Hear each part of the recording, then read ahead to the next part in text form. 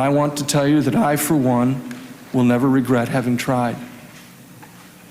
I believe that this is a strange process that you are putting me and others through. Apparently, the President has chosen not to assert his prerogatives, and you have been permitted to make the rules.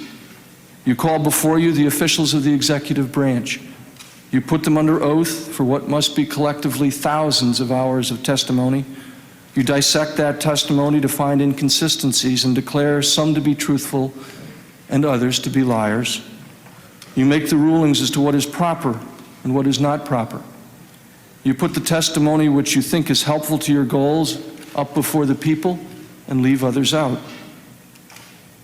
It's sort of like a baseball game in which you are both the player and the umpire. It's a game in which you call the balls and strikes and where you determine who is out and who is safe. And in the end, you determine the score and declare yourselves the winner. From where I sit, it is not the fairest process. One thing is, I think for certain, that you will not investigate yourselves in this matter. There is not much chance that you will conclude at the end of these hearings that the Boland amendments and the frequent policy changes, therefore, were unwise, or that your restrictions should not have been imposed on the executive branch. You are not likely to conclude that the administration acted properly by trying to sustain the freedom fighters in Nicaragua when they were abandoned. And you are not likely to conclude by commending the President of the United States, who tried valiantly to recover our citizens and achieve an opening with strategically vital Iran. I would not be frank with you if I did not admit that the last several months have been very difficult for me and my family. It has been difficult to be on the front pages of every newspaper in the land day after day, to be the lead story on national television day after day, to be photographed thousands of times by bands of photographers who chase us around since November just because my name arose at the hearings.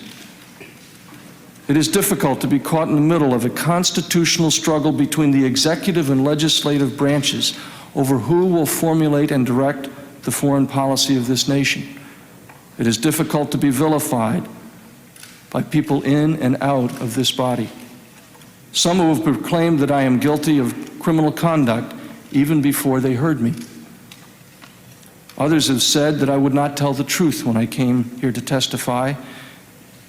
And one member asked a person testifying before this body whether he would believe me under oath.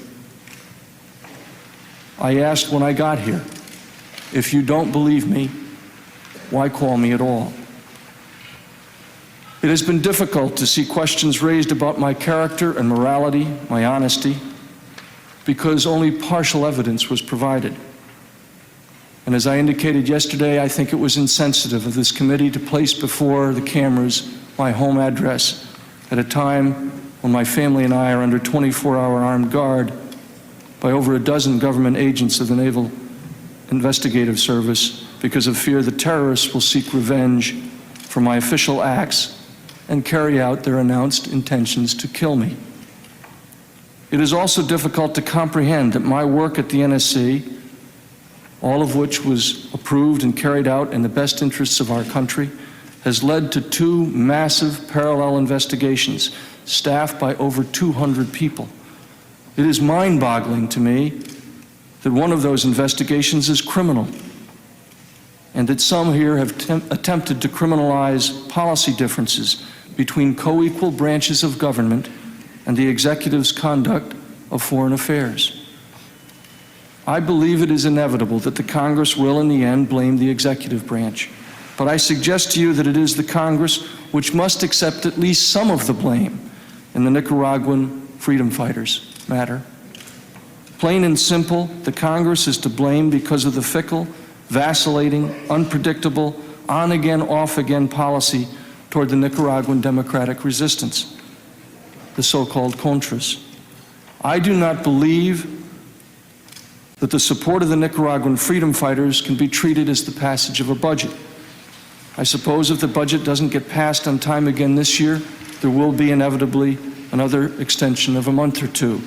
But the Contras, the Nicaraguan freedom fighters, are people, living, breathing young men and women who have had to suffer a desperate struggle for liberty with sporadic and confusing support from the United States of America. Armies need food and consistent help. They need a flow of money, of arms, clothing, and medical supplies. The Congress of the United States allowed the executive to encourage them to do battle and then abandon them. The Congress of the United States left soldiers in the field unsupported and vulnerable to their communist enemies. When the executive branch did everything possible within the law to prevent them from being wiped out by Moscow's surrogates in Havana and Managua, you then had this investigation to blame the problem on the executive branch. It does not make sense to me. In my opinion, these hearings have caused serious damage to our national interests. Our adversaries laugh at us, and our friends recoil in horror. I suppose it would be one thing if the intelligence committees wanted to hear all of this in private and thereafter pass laws which, in the view of Congress, make for better policies or better functioning of government, but to hold them publicly for the whole world to see strikes me as very harmful. Not only does it embarrass our friends and allies with whom we have worked, many of whom have helped us in various programs, but it must also make them very wary of helping us again. I believe that these hearings, perhaps unintentionally so, have revealed matters of great secrecy in the operation of our government, and sources and methods of intelligence activities have clearly been revealed to the detriment of our security. As a result of rumor and speculation and innuendo, I have been accused of almost every crime imaginable. Wild rumors have abounded. Some media reports have suggested that I was guilty of espionage for the way I handled U.S. intelligence. Some have said I was guilty of treason and suggested in front of my 11-year-old daughter that I should be given the death penalty. Some said I stole $10 million. Some said I was second only in power to the President of the United States, and others that I condoned drug trafficking to generate funds for the Contras, or that I personally ordered assassinations, or that I was conducting my own foreign policy. It has even been suggested that I was the personal confidant of the President of the United States. These and many other stories are patently untrue. I don't mind telling you that I'm angry at what some have attempted to do to me and my family.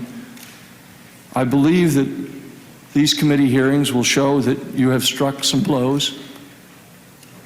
But I am going to walk from here with my head high and my shoulders straight because I am proud of what we accomplished. I am proud of the efforts that we made, and I am proud of the fight that we fought.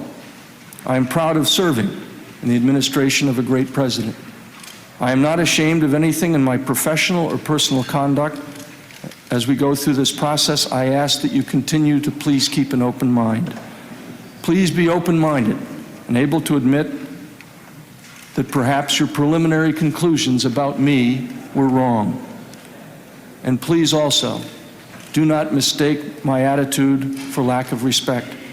I am in awe of this great institution, just as I am in awe of the presidency.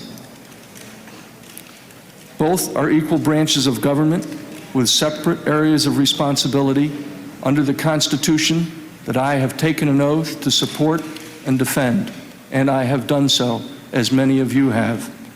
And although I do not agree with what you are doing or the way that it is being done, I do understand your interest in obtaining the facts, and I have taken an oath to tell the truth in helping you to do so.